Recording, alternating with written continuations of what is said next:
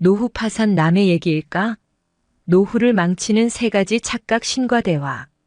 사실 노후는 마냥 남의 이야기인 것 같았는데 유유 슬프게도 곧 40. 노후는 더 이상 막연한 미래가 아니다. 게다가 나는 10년 내로 은퇴할 계획을 가진 파이어족이라서 그런지 히읗히읗 노후에 대한 이야기가 더욱 인상 깊게 다가왔다. 일본과 우리나라의 비교를 많이 하셨는데 현재 세계 최고 고령화 국가인 일본의 노인들이 의외로 재무 상황은 제법 탄탄하다고 한다. 일단 과거 고성장기를 보냈기 때문에 돈 모으기가 수월했고 60세까지는 웬만해서 잘릴 일도 없었다. 게다가 연금 제도가 우리보다 우수하기 때문에 젊은 시절 직장 생활만 제대로 했다면 월 200만 원 정도는 연금으로 수령한다고 한다. 하지만 그럼에도 65세 이상 독거노인 630만 명 중 거의 30%인 무려 200만 명이 파산했다고 유유. 일본이 이 정도인데 우리는 어떻게 될까?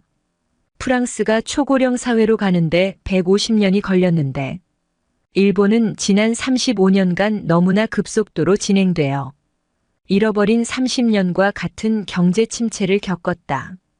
우리는 이게 26년 일본보다도 35%더 빠르다. 프랑스보다는 무려 570%나 빠르다. 유유.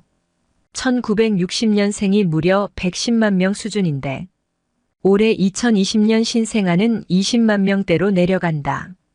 노인 세대 대비해서 무려 34배나 적다. 몇 년 뒤에는 10만 명대로 떨어질지도 모르겠다. 유유. 고령화 속도가 빨라도 너무 빠르다. 흔히 노후를 위해서 3층 연금, 국민연금, 퇴직연금, 개인연금을 잘 준비하라고 하는데 우리는 일본에 비해서 이게 너무 부실하다. 일단 전 세계에서 가장 극심한 역피라미드 인구 구조는 국민연금과 건강보험의 재정을 악화시킨다. 사실상 윗세대가 아랫세대를 착취하는 폰지 사기와 다름없다.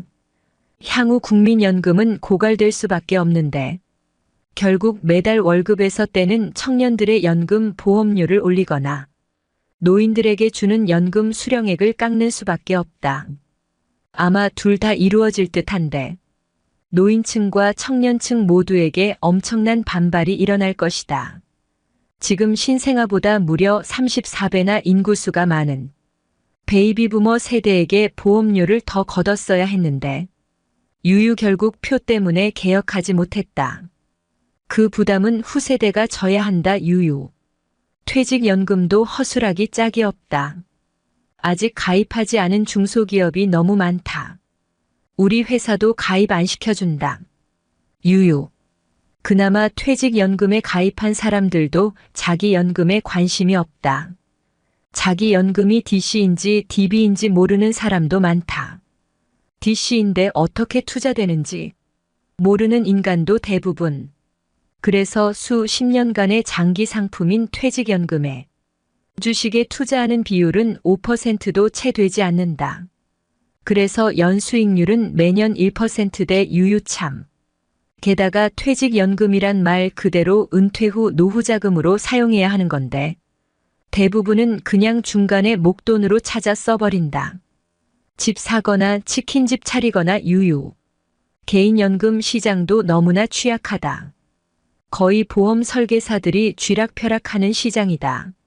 나 또한 20대 때 아버지 친구 보험 아줌마에게 속아서 채권형 펀드 의무가입 80% 변액연금에 가입했다. 수익률 12%. 나중에 엄청난 손실을 보고 해지했다. 세금 혜택이 큰 연금저축이라는 좋은 제도도 있지만 연금저축보험이라는 이율 12%대의 보험사 저축만 가입하는 사람들도 대부분 유유. 해지하면 또 페널티로 수수료 엄청 떼어간다. 아무리 생각해도 보험사는 진짜 도둑놈들 같다. 정리하자면 우리는 일명 3층 연금이라는 국민연금, 퇴직연금, 개인연금 셋 모두 부실하고 취약하다. 유유. 국민들의 금융 문맹률이 너무 심한 것도 문제고, 선진국 은퇴자들의 수입원은 주로 연금이지만, 우리는 연금 소득이 불과 12%밖에 되지 않는다. 그나마 공무원, 선생님, 군인 출신뿐 유유. 이 세 연금도 모두 적자라 추후 재정이 걱정된다. 우리나라는 향후 부동산도 큰 문제인데, 일본은 퇴직할 때 집에 대한 빚이 거의 없다고 한다. 20, 30대 빚이 가장 많지만, 퇴직할 무렵은 5% 정도로 거의 다 갚은 상태. 하지만 우리는 계속 큰 집으로 옮기기 때문에 퇴직할 무렵에도 집에 대한 부채가 엄청나게 많다. 진행자인 김동완 소장 말대로 대부분 그냥 은행집이다. 행여나 집값이 떨어지면 하우스 푸어의 염려가 한국은 너무 크다. 일본은 부모가 죽을 때 남긴 집을 아무도 상속받지 않으려 해서 집값도 안 오르고 받아봤자 세금만 나오니까 시장에 내놔도 팔리지가 않고 유유. 결국 500만 원 얹어준다고 하니 그제서야 연락이 온다고 한다. 3억 후반에 28평 집이 10분에 한 토막 나서 34천만 원 하는 경우도 많다고 한다. 그래도 빚이 없으니 그냥 죽을 때까지 살지 뭐. 라는 초연한 사람이 많다고 히읗히읗. 하지만 한국은 다르다.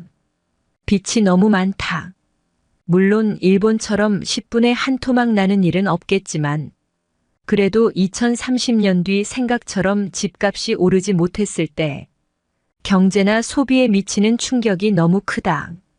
사실상 전 국민이 자산 대부분을 부동산에 몰빵하고 있으니 지금 태어나는 아이들보다 34배나 많은 베이비부머 세대가 2030년 뒤 죽고 나면 그 자녀나 손자 세대가 집을 2채씩 물려받아도 집은 남아돈다. 일본처럼 우리도 집에 대한 생각을 좀 바꿔야 한다고. 그러자 김동완 소장이 히읗히읗. 아니 그럼 지난 몇 년간 집값이 이렇게 오른 건 뭐냐고 묻자 히읗히읗. 강창희 대표는 급작스러운 저금리와 부동산은 불패라는 사람들의 믿음, 분위기 때문이라고. 강창희 대표의 말에 공감이 가기도 하지만 우리나라의 부동산은 좀 다를 것 같기도 하고 부동산과 대중의 관계는 정말 예측할 수 없는 것 같다. 뭐가 되었든 여러모로 지금 일본을 걱정할 때가 아니라 우리 스스로를 심각하게 걱정해야 된다. 이렇게나 심각한 상황 속에서 노후 파산을 피하려면 대체 어떻게 해야 하는가?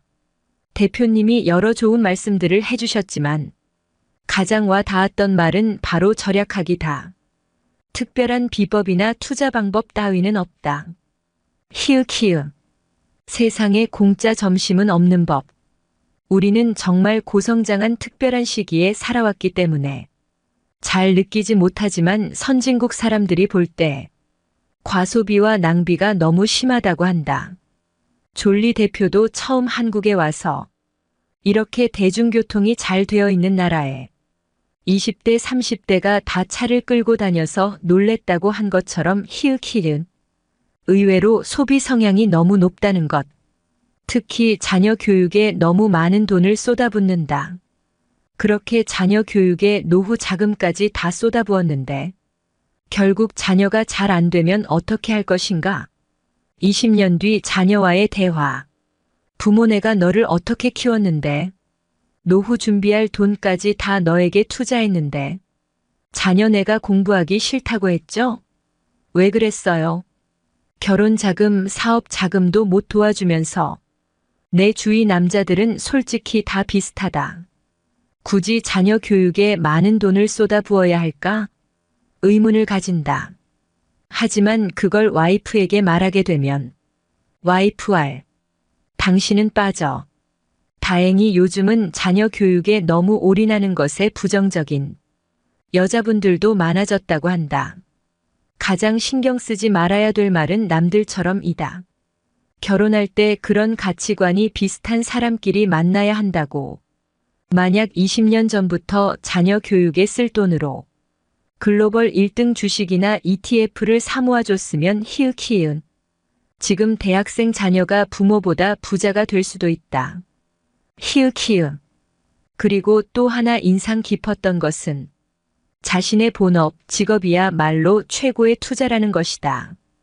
특히 20대, 30대에게는 투자하는 데 쓰는 시간보다 자신의 본업에 집중해서 몸값을 올리는 게 더 중요하다. 어릴 때는 자산의 규모가 크지 않기 때문에 하루 종일 투자에 매달려 있기보다는 본업에 집중하면서 일단 종자돈의 규모를 키우는 게 더 낫다.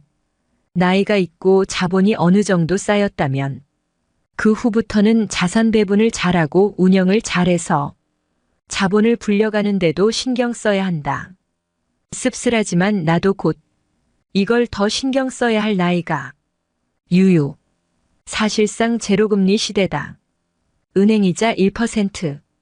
그러니 연 4% 수익만 돼도 훌륭한 편이다. 너무 욕심 부리지도 말자. 그리고 나이가 있다면 일단 체면 가리지 말고 허드렛 일이라도 할 수 있는 일을 찾아야 한다. 무슨 일을 하든 얼마를 받든 일단 할 수 있는 일이 있다는 것 자체가 좋은 거다. 내가 좋아하는 일이라면 더 좋겠지? 그러니 이건 미리 준비를 해야 한다. 그래서 나도 지금 준비 중이다. 히읗히읗. 나야 처자식도 없고 욕심도 별로 없어서 솔직히 노후에 대해 그렇게 걱정하진 않는다. 다만 얼마나 빨리 은퇴하느냐가 중요할 뿐. 하지만 주변을 보면 진짜 노후 준비라곤 일도 못한 사람들이 많아서 참 걱정이다. 집 한 채가 가지고 있는 전 재산이거나 그마저도 아예 없는 사람들도 많고 노후까지 수십 년이 남아있기에 당장 피부에 와닿지는 않지만 그래도 언젠가는 무조건 찾아온다. 준비를 미리 해야 하고 관심을 가져야 한다. 내가 아는 한 부분은 본인들 노후 준비는 하나도 하지 못하고 심지어 자영업이라 국민연금조차 넣지 못했는데 대치동에서 월세 살면서 아들 둘 연세대 보낸 것을 일생의 자랑으로 여기고 있다. 그 아들 둘은 얼마나 숨막힐까. 유유. 부모의 노후를 책임지면서 결혼이나 제대로 할 수 있을까? 미래에 아무런 준비 없이 노후에 힘들어진다 해도 국가나 자녀가 도와주진 않을 것이다. 스스로 준비해야 한다. 아직 늦지 않았다. 요약. 마이너스 우리나라 사람들의 노후 진짜 걱정된다. 마이너스 부동산과 자녀 교육에 몰빵하지 말자. 마이너스 절약과 직업을 갖는 것이 최고의 투자다. 1. 생애 설계의 발목을 잡는 착각들. 마이너스 노후 설계의 발목을 잡는 세 가지 착각이 있는데 그 착각에 빠지게 되면 아무런 의미가 없고 몇 억이 없고 그 착각에 빠지지 않고 미리미리 준비한다면 얼마든지 행복을 찾을 수 있다. 일 많은 사람이 인생의 80 이후는 없는 걸로 안다. 마이너스 80 이후를 생각하는 사람들이 거의 없다. 그런데 요즘 유행하는 말 중에 재수 없으면 120살까지 산다는 말이 있다. 많은 사람이 100살까지 살면서 짧게는 23년 길게는 10년 앓으면서 돈 문제, 외로움으로 고생한다. 이 죽음은 갑자기 조용히 오는 게 아니라 긴 병후에 온다. 산 많은 사람이 자식이 자신의 노후라 생각한다. 마이너스 있는 돈 자식에게 다 퍼붓고 쪽방에 산다. 자녀 리스크가 너무 크다. 일본의 노후 파산. 마이너스 NHK에서 노후 파산 특집이라는 걸 방영했는데 일본에서 꽤 화제가 됐다. 국내에도 책으로 만들어져 출판된 일본 노인들은 고성장 시기에 직장 생활을 했기 때문에 잘릴 일이 없었다. 우리도 그랬지만 그 당시 일본 노인들은 돈을 빌려서라도 땅 사고 집 사고 주식 사고 사면 올라서 재산 형성을 했다. 또 연금 제도가 일찍 도입되어 우리 시기면 국민연금, 퇴직연금이 있다. 그런데 65세 이상 노인 중 독거노인이 630만 명인데 그중 200만 명이 노후 파산으로 비참한 삶을 살고 있다. 퇴직연금 제도가 있는 회사에서 다녔던 사람들은 상관없는데 그 외는 국민연금밖에 없다. 우리나라와 달리 일본은 국민연금이 1인당 65만 원이 최대다. 부부가 같이 산다면 130만 원, 일까지 하면 그럭저럭 사는데 사별하거나 이혼하면 65만 원으로 해결해야 하니까. 현역 시절에는 꿈에도 그렇게 될지 몰랐던 사람들이 노후 파산이라는 거다. 우리는 어떤 가에서 보면 생애 주기 중 재산이 가장 많을 때가 50대인데 가구당 평균 자산이 4억 9천만 원 정도 된다. 근데 부채 차입금이 9,300만 원쯤. 3억 9,700이 순 자산인데 어떻게 보면 50대의 재산이 3억 9,700이면 괜찮지 않나 싶은데 문제는 3억 3천 정도가 집이다. 그거 빼고 나면 5,900 금융 자산이 그 정도 남는다. 그걸로 어떻게 30년을 사나. 일본은 연금이라도 있지 우리나라 65세 이상 고령자 중 노령연금을 한 푼이라도 받는 사람이 43%다. 월 수령액이 60만 원 미만이 그중 80%. 100만 원 이상 받는 사람은 6.6%. 퇴직연금 221조 원 납부 금액을 가입자 수로 나눠봤더니 3,200만 원이다. 통째로 받아봤자 1년 생활비도 안 된다. 개인연금은 특별한 사람밖에 없고 그런 상황이다 보니까 일본보다 훨씬 힘든 상황이다. 일본의 가정은 빚이 없다. 생애 주기별로 각 가정이 가지고 있는 저축액분 부채액 비율을 낸 거 보니까 일본은 제일 높을 때가 2030대당. 그 사람들은 3035년 월부로 집을 사다 보니까 빚밖에 없다. 근데 현역 시절에 계속 갚아서 퇴직할 때쯤 되면 빚이 거의 없다. 그러니까 집값이 내려가더라도 살다가 가면 된다. 내 친구가 일본 수도권에 사는데 제일 비쌀 때 3억 5, 6천 되던 28평 되던 주택이 지금은 3, 4천이다. 그래도 그 친구는 빚이 없으니 여기서 살다가 죽으면 되지 뭐한다. 짱구 아빠. 유유유. 근데 우리나라는 그 비율을 계산해 보니까 30대가 181%로 제일 높다. 근데 줄질 않고 83% 빚이 계속 있다. 왜 우리는 15평, 20평, 30평, 35평 늘리고 은행에 빚내서 집을 사니까. 진행자 그게 은행 집이 내 집이냐? 나중에 빚이 그렇게 남는다. 일본 같은 경우는 하우스 푸어의 염려는 거의 없는데 우리는 만약 그때 집값이 내려가는 날이면 하우스 푸어가 얼마나 늘어나겠는가. 3. 또 하나 복지 예산으로 베이비붐 세대들을 도와줄 수 없게 돼 있다. 그대로 받았었는데 이 의미가 무슨 의미인지는 모르겠네요. 일본은 베이비붐 기간이 47년부터 52년까지 6년 계속됐다. 그 다음부턴 2명 1명 떨어졌는데 우리나라는 625대도 한창 낳고 그 후 26년간 계속됐다. 그 사람들이 다 퇴직하면 그 후에 저출산 세대가 어떻게 부양하겠느냐. 결국 각자 도생해야 하고 그게 안 되면 파산이다. 보통 대졸자들이 많은데 그 사람들을 위해 교육비를 다 퍼부었는데 얼마 전 통계 보니까 60% 이상이 자녀 교육비, 결혼 비용에 투자해서 파산할 거라고 한다. 잡코리아가 발표한 자료를 보니 우리나라 퇴직 연령이 51세다. 공기업도 명퇴가 있어서 그런지 55세고 대기업은 49세더라.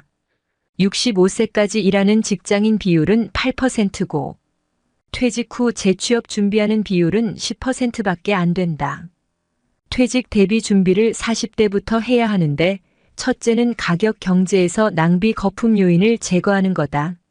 40년간 고성장 시대를 살아왔기 때문에 우리는 아낀다고 생각하고 의식하지 못하는데 선진국 사람들이 보기엔 우리가 낭비 거품 요인이 많다. 특히 자식들 관련 지축. 이걸 줄여야 우리도 살고 자식들도 산다는 걸 젊어서부터 알아야 한다. 결국은 100세 시대에는 어떻게든 국민 마이너스 개인 마이너스 퇴직 연금 안 되면 주택연금이라도 최소한의 생활비를 만들어두지 않으면 노후가 괴롭다. 일본 내 각부에서 당신의 주 수입원이 뭡니까? 라는 주제로 발표한 자료를 보니 선진국들은 연금 수입이더라. 7,080%가. 근데 우리나라는 12%. 그것도 교사, 군인, 공무원들. 우리나라 노인들은 어떻게 했느냐? 80년대만 해도 자식들이 부양했다. 그게 72%. 지금 그게 25%까지 줄었다. 이미 우리도 25%밖에 안 된다는 거다. 10년쯤 뒤에는 우리도 자식이 도와주는 게 주 수입원인 사람이 선진국처럼 1% 미만일 거다. 세계 어느 나라도 자식이 부모의 주 생활비를 도와주는 나라가 없다. 그렇다는 전제하에 준비해야 하는데 그건 40대부터 생각하지 않고 줄이지 않으면 안 된다. 4. 그 다음에 또 요즘에 퇴직했는데 퇴직금 2억 받은 걸로 주식 사서 노후 자금 마련할 수 없을까요? 라는 질문. 그거 큰일 난다. 자산 관리 전략이 인생 단계별로 3단계가 있는데 1. 현역 시절에는 적립해가며 운용하는 단계. 월급 받아 쓰고 남은 건 그걸 적립해가면서 주식도 사고 펀드도 사고. 2. 모아둔 돈을 찾아 쓰면서 남은 돈을 운용하는 단계. 문제는 퇴직하고 나서부터다. 그때는 모아둔 돈을 찾아 쓰면서 남은 돈을 운용하는 단계. 세계적인 평균을 보면 모아둔 자금의 4%씩 매년 빼쓰고 남은 돈을 혼합형 펀드 등을 이용해 연 3% 수익 내서 가면 오래 갈 수 있다. 가능하면 빼쓰는 걸 덜 빼야 하는데 그러려면 연금 수입이 많아야 한다. 나 같은 경우는 국민연금이 130만 원이고 마누라가 이미 가입을 늦게 해서 30만 원이고 그러면 빼쓰는 돈이 줄어든다. 그래서 나는 2억의 정기예금보다 한 달에 50만 원 버는 게 더 크다고 본다. 그리고 지방으로 이전해서 생활비를 줄인다든지 찾아 쓰면서 운용하는 단계에서는 찾는 돈을 어떻게 줄여야 한다. 3. 나이 80 이후. 나이 80쯤 되면 3단계인데 이때는 예금에 넣고 빼쓰는 거다. 가능한 한 2단계에서 적게 찾고 3단계 예금 넣을 돈을 많이 넣어두고 빼쓰다가 세상을 뜨는데 내 노후 자금이 내 수명보다 길어야 하니까. 인출 전략을 잘 세워야 한다.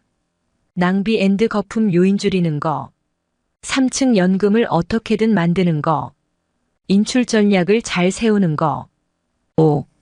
노후의 3대 불안이 돈, 건강, 외로움. 이 세트를 최소화하는 게 결국은 일이다. 돈이 되는 일이든 사회공헌이든. 다들 일 이야기하면 신경질 낸다. 일 주면 누가 안 하느냐? 그러니까 미리미리 준비해야 하고.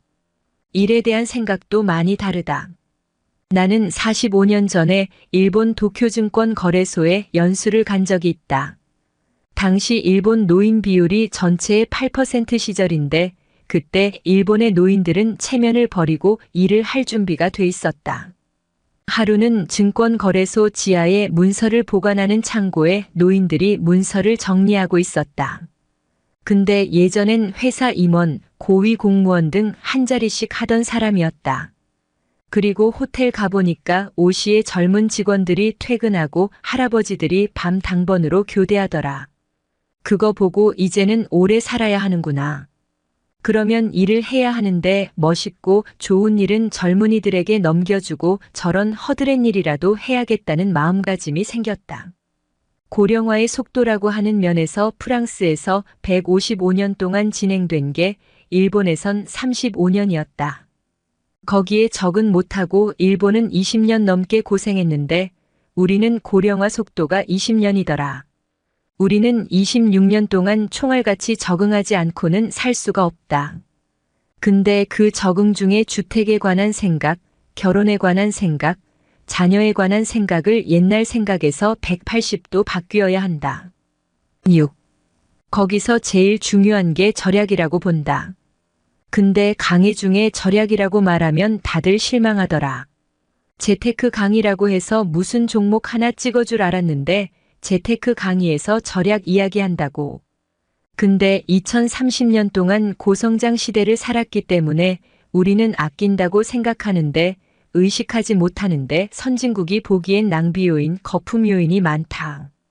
무슨 1km 가면서 차 끌고 다니고 우선 예를 들어서 40대 후반의 맞벌이 부부 3커플을 인터뷰했다. 그중 맞벌이에서 연 1억을 버는 부부가 있었다. 그런데 초6중이 애들 과외비로 3,380만 원을 쓰더라. 근데 거기에 교재비, 간식비, 등록금 등등 훨씬 더 들어간다. 문제는 1억씩을 60, 70세까지 벌면 상관없는데 50대 초중반이면 끝이다. 주된 직장에서 나온 뒤 다른 직장을 찾으면 먼저 받던 직장의 절반만 받아도 최고다. 근데 애들 대학 들어가면 돈이 더 들고 또 노부모들에게 돈을 주다 보면 억대 연봉을 받던 사람이 중산층에서 탈락한다. 저런 낭비 요인과 거품 요인을 줄여야 하는데 그러려면 부부가 공통된 소신, 인식을 갖는 게 중요하다. 그런 사람들이 강의를 요즘 와서 심각하게 듣고 있는 걸 보면 많이 바뀌는 것 같다. 7. 또 하나는 2030대 주식 투자에 대해 말이 많은데 해서 나쁠 건 없다. 하나 생각할 건 셀러리맨이 직장에서 받는 월급, 보너스 그것도 금융자산이다. 그리고 우리는 그걸 버는 인적자산이다. 그래서 2030대는 인적자본 투자를 제일 우선순위에 두어야 한다고 본다. 자산관리 원칙으로 보면 젊었을 땐 일해서 버는 돈이 점점 늘어나지 않느냐. 그때는 금융자산 투자도 조금 하는 것 말고는 인적 투자 노력을 해야 하고 퇴직 무렵에 가면 그때 사실을 자산관리의 중요성이 커진다. 젊은 시절에 열심히 투자하고 주식에 투자하고 그런 사람이 잘된 사례를 본 적이 없다. 일로 성공하지 않고는 투자에 성공하더라도 불안정하더라. 자기 개발, 일에 소홀히 하고 주식 투자를 하더라도 그게 오래 가지 않더라. 2030대는 3층 연금을 가입하고 또 돈이 남으면 펀드를 하는 거고 퇴직연금 중에 자기 퇴직연금을 매달 내는데 그게 DC로 가고 있는데 그걸 살펴보지 않는 사람이 10%더라. 제대로 된 나라에선 그것 중 80% 이상이 펀드로 가 있고 그중 63%가 처음 펀드 투자의 계기가 DC형 연금에 가입하게 되면서 공부를 하게 됐다. 펀드 투자에 대한 지식을 쌓아서 남은 돈으로 펀드를 한다. 그 일을 하게 되면 시간 소요가 없다. 자산관리, 재산 분리기를 하면서도 자기 일을 하게 되는데 어느 종목에 집중하면 자기 본업에 소홀하게 된다. 8. 가장 큰 투자 엔진은 자신의 직업이다. 그거는 꼭 생각해 봐야 한다. 또 주식을 하더라도 주머니를 3개를 가져야 한다. 생계형 주머니, 노후 대비앤드 자산 대비형 주머니, 트레이딩 주머니.